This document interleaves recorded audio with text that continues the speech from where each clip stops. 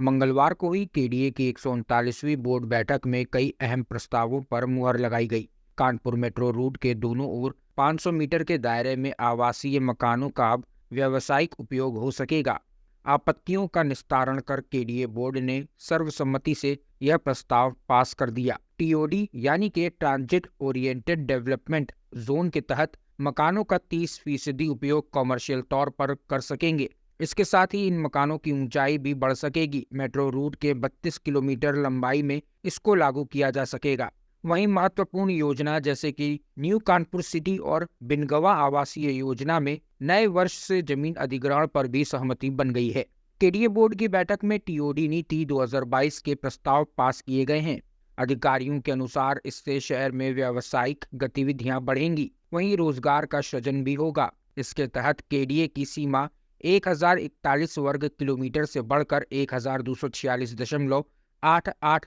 वर्ग किलोमीटर तक फैल गई है। कमिश्नर अमित गुप्ता की अध्यक्षता में हुई बोर्ड बैठक में फैसला लिया गया कि अब ग्राउंड फ्लोर में पार्किंग बनाने पर मकान में एक एक्स्ट्रा फ्लोर बनाया जा सकेगा। केडीए वीसी व डीएम विशाख जी ने बताया कि नक्शा स्वीकृत कराने के लिए किए गए आवेदन में किसी भी प्रकार के दस्तावेजों की मांग को 15 दिन में पूरा करना होगा। ऐसा न करने पर आवेदन स्वतः ही निरस्त कर दिया जाएगा। इसके अलावा मानचित्र स्वीकृति के बाद डिमांड शुल्क के लिए भी 30 दिन की अवधि तय कर दी गई है। तय समय पर शुल्क न जमा करने पर नक्शा निरस्त कर दिया जाएगा। उन्होंने बताया कि अब सभी प्रकार के भवनों में पार्किंग फ्लोर 2.7 मीटर ऊंचाई का बना सकेंगे, जिसके बाद भवन में एक अतिरिक्त फ्लोर बनाया जा सकेगा। इसकी ऊंचाई 12.50 मीटर से अधिक नहीं होनी चाहिए। अभी तक 3 फ्लोर में 10 मीटर ऊंचाई नक्शे के तहत मान्य थी। और क्या कुछ बता रहे हैं डीएम विशाख जी, सुनिए। अध्यक्ष माननीय मंडलायुक्त कानपुर मंडल की अध्यक्षता में संपन्न हुई है, जिसमें विभिन्न प्रकार के प्रस्तावों पर विचार विमर्श हुआ और प्रस्तावों पर अप्रूवल भी प्राप्त हुआ है।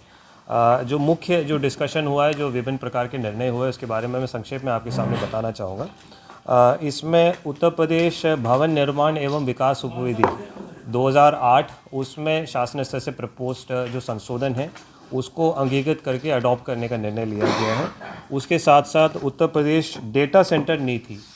2021 जो डेटा सेंटर पॉलिसी है उसके संबंध में जो विभिन्न प्रावधान हैं उसको भी अडॉप्ट करने का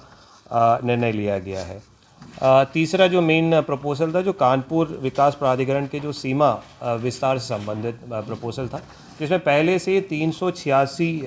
ग्राम राजस्व ग्राम कानपुर विकास प्राधिकरण की सीमा में सम्मिलित थे और टोटल एरिया हमारा 1041 स्क्वायर किलोमीटर थे। तो वर्तमान में जो सीमा विस्तार के संबंध में जो प्रपोजल हमने शासन को भेजा था, तो इसमें शासन से ये ऑब्जर्वेशन आया था कि जो उन्नाव जनपद से जुड़े हुए कतिपय ग्राम पंचायतें उनको अवॉइड करते हुए फ्रेश प्रपोजल बोर्ड के माध्यम से शासन को प्रेषित कर लिया जाए, जिसके क्रम में अब 386 राजस्व ग्रामों के साथ साथ 84 ग्राम पंचायतों को भी सम्मिलित करते हुए टोटल 470 राजस्व ग्रामों की जो प्रपोजल है उसको बोर्ड के माध्यम से स्वीकृत करा करके टोटल 1246 वर्ग मीटर का टोटल एरिया रहेगा सीमा विस्तार के बाद। ये प्रपोजल बोर्ड के द्वारा अंगीकृत करते हुए उसको शासन को प्रेषित करने का निर्णय लिया गया है। जो अगला जो सबसे महत्वपूर्ण बिंदु जो बोर्ड बैठक में आज जो लिए गए हैं, जैसे कि आप अवगत होंगे, जो विगत बोर्ड बैठक में हमने जो ट्रांसिट ओरिएंटेड डेवलपमेंट जो टीओडी नीति 2022 के तहत कानपुर शहर में जो मेट्रो के जो सेंट्रल लाइन को आधार बनाते हुए टीओडी जोन का डिमार्केशन करते हुए उसको बोर्ड के समक्ष रखा था और बोर्ड के समक्ष रखने के उपरांत बोर्ड के अनुमोदन उपरांत आपत्ति सुझाव आमंत्रित करने के लिए हम लोगों ने अनुमति प्राप्त की थी। उसमें जो शासन द्वारा निर्धारित जो समय सीमा और उसकी जो प्रक्रिया का पालन करते हुए आपत्ति सुझाव प्राप्त किए गए थे और प्राप्त आपत्तियों का निस्तारण करते हुए अंतिम रूप में टीओडी जोन को बोर्ड के समक्ष हम लोगों ने अप्रूवल के लिए प्रस्तुत किया था और बोर्ड के द्वारा सर्वसम्मति से टीओडी जोन का जो प्रपोजल है उसको भी अप्रूव किया गया है।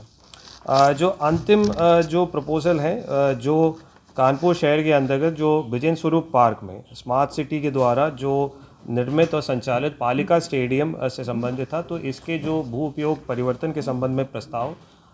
नगर निगम कानपुर के माध्यम से जो प्राप्त हुआ था, तो उसमें जो वर्तमान में लगभग 32,000 वर्ग मीटर का जो भू उपयोग है उसको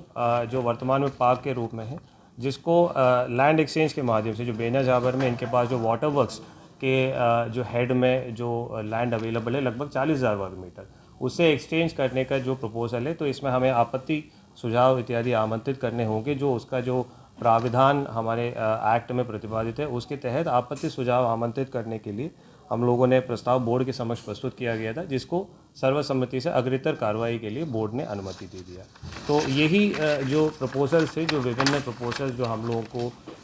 बोर्ड के समक्ष हम लोगों ने रखा था, जिसको बोर्ड ने सर्वसम्मति से प्रपोजल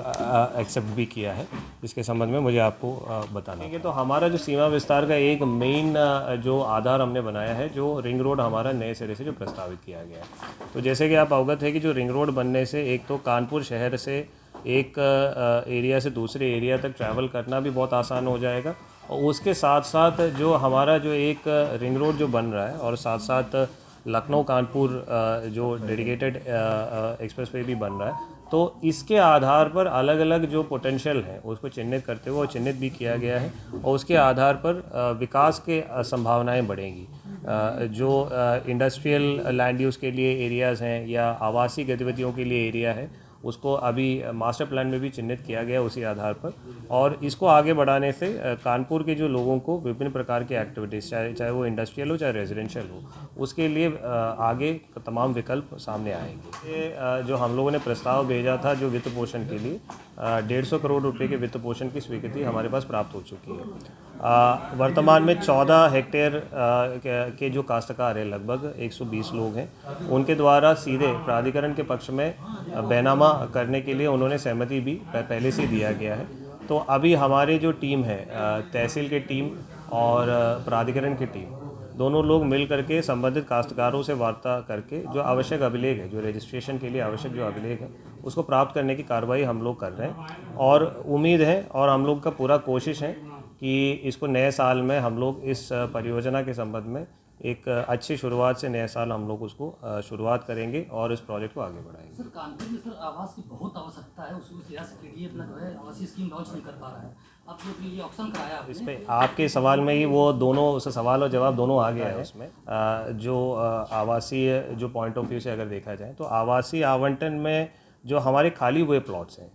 तो और जो ऑलरेडी ऑक्शन में जा चुके हैं, जो ऑलरेडी लॉटरी में जा चुके हैं, जो हमारे आवासीय योजनाएं जब भी आते हैं पहले बार वो लॉटरी के माध्यम से आते हैं, तो उसमें एक रेट फिक्स हो जाता है और जितने आवंटन होते हैं उनको लॉटरी के माध्यम से दिया जाता है। अब जो ई ऑक्शन के माध्यम से जो गया है, वो वाले प्लॉट्स हैं जो प्राधिकरण ने अभियान चला करके उसको खाली कराया गया। तो जाहिर सी बात है कि जहाँ पे ज़्यादा रेट जो गए होंगे वो उन प्रॉपर्टी से जो पूरी तरह से विकसित क्षेत्र है, पूरी तरह से डेवलप्ड क्षेत्र है। तो जो डेवलप्ड क्षेत्र में मतलब जाहिर सी बात ये है कि वहाँ पे ज़्यादा उत्साह लोगों में रहेगा, और डेवलप्ड क्षेत्र में ऑलरेडी जैसे आपके अगल बगल में सारा प्लॉट्स विकसित हो गए हैं और सारी तरफ से डेवलपमेंट आ चुके, तो जाहिर सी बात है कि वहाँ पे प्रॉपर्टी की जो कीमत है वो बढ़ेंगी भी। तो इसमें मेरा let me please complete that. तो जो आपने सवाल पूछा था जो आवासीय योजनाओं के बारे में, जो हमारे जो 2 स्कीम अभी अप्रूव हुए हैं, बिनगवा और न्यू कानपुर सिटी, इसमें